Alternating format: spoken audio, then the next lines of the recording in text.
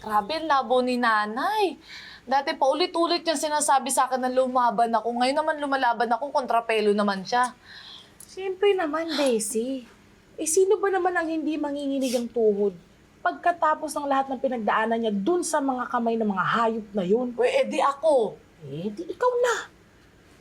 Ito naman eh. Bessie, bukod naman kasi sa sangkatutak na balljack na inabot ng nanay mo, muntik pa siyang mategi. Eh di siyempre, natatakot lang yun sa mga pwede pang mangyari sa inyo. Yun nga yung sinasabi ko sa kanya na natuto na ako. Di ba nakita mo naman lahat ng nagbago sa akin sa lahat ng mga kaya kong gawin, di ba, Bessie? Eh, ginagawa ko lang naman to, hindi naman para lang sa aming dalawa eh, kundi sa lahat ng mga naapi at maaapi pa lang nila. Alam ko naman na mabuti ang intensyon mo, kaya mo nagagawa to. Pero, Bessie, baka siguro dapat pause ka muna. Kung ayaw mong lumaki yung tampuhan nyo ng nanay mo, baka siguro dapat isantabi mo muna lahat ng mga plano mo. Kahit saglit lang, di ba?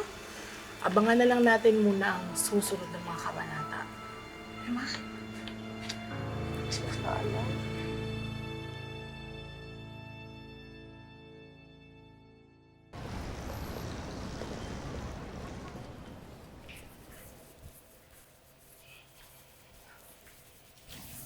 Ninang, gamot niyo po. Ninang, nag-usap na po ba kayo ni Bessie? Hanggat hindi niya sinasabi sa akin na ititigil niya yung kabulustagan niyang plano, hindi ko siya kakausapin. Ninang naman, huwag niyo na hong tiisin si Bessie. Pag-usapan niyo na po yan. Pero, yung walang talakan ha, yung maayos na pag-uusap. Hindi na kailangan ng usap-usap. Sundin niya yung gusto ko, tapos ang usapan.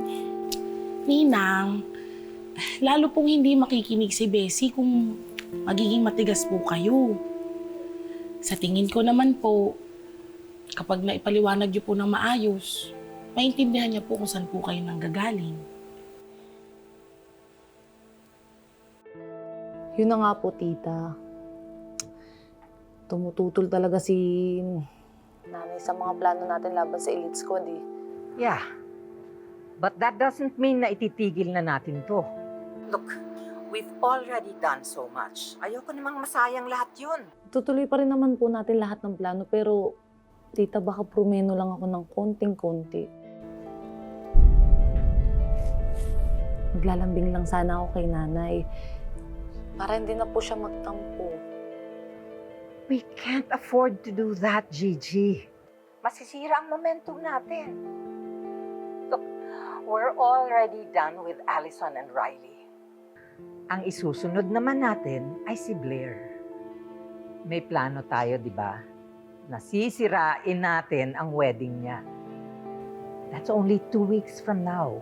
We have no time to lose. Tita, sige na pumayag na ho kayo. Hindi ko naman po tatalikuran lahat ng plano natin eh. Humihingi lang po ako ng konting-konting panahon. Maniwala po kayo sa akin na buo po yung loob ko na ituloy itong mga plano natin. No return, no exchange lang po talaga ako. Tsaka lahat naman po, lahat ng to, alam po na yung mga ginagawa ko. Kaya sana tita, intindihin niyo na lang po muna ako. Gigi, bakit ba ayaw mong sundin yung inuutos ko sa'yo? Pinagbabawalan ka ba niya kausap mo? Sino ba yan? Sino yung kausap mo? Si nanay naman, TH. Tamang hinala lang po kayo. Narinig ko meron kang kausap. Sino ba yon?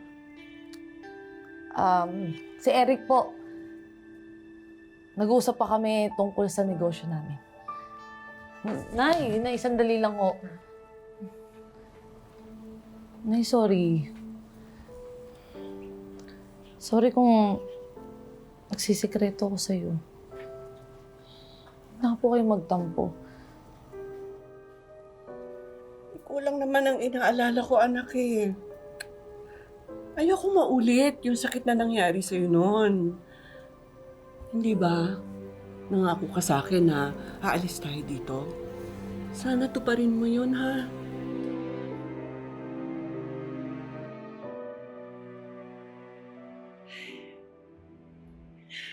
Ganito pa talaga ang feeling, no? I'm so happy. Miss Blair, rehearsal na tayo? Sure.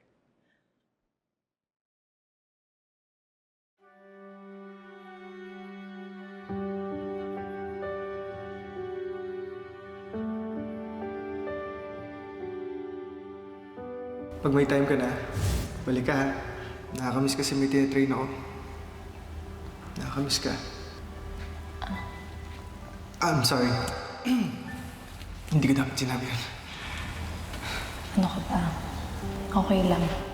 Pwede naman tayo gumawa ng ibang paraan para hindi natin ma-miss yung isa't isa, di ba?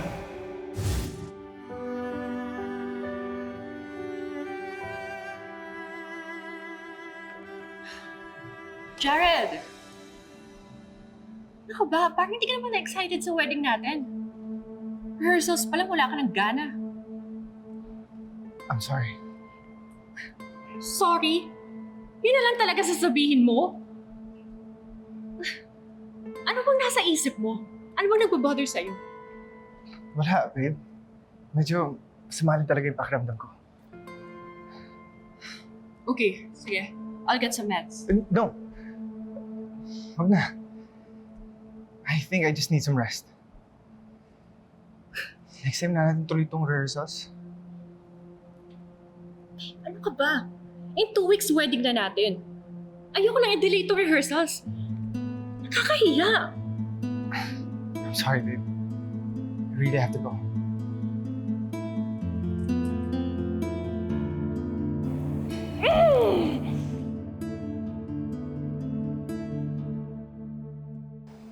Alam mo, attorney, wala pa yata ako sa wisyo. Ginagawa na ni Gigi yung plano niyang laban dun sa Elite Squad. Nagpapasalamat naman ako ng malaki dahil naandyan ka para sa anak ko. Maski na noon pa. Alam mo yan. Kaya sana kung meron kang nalalaman, sabihin mo sa akin. Gusto niyo po malaman kung alam ko po yung plano ni Gigi? Opo, alam ko po. Pero Ma'am Luisa, maniwala po kayo sa akin ha. Sinubukan ko siyang pigilan kaso nga lang... Hindi mo na kailangan magpaliwanag dyan, attorney. Kung sa akin nga ay hindi nakikinig si Gigi sa'yo pa. Pasalamat na lang ako at lagi mo siyang tinutulungan. Maski na sa negosyo niya. Negosyo? Hindi ba? Nagkaroon ng konting problema kaya nagkausap kayo kanina?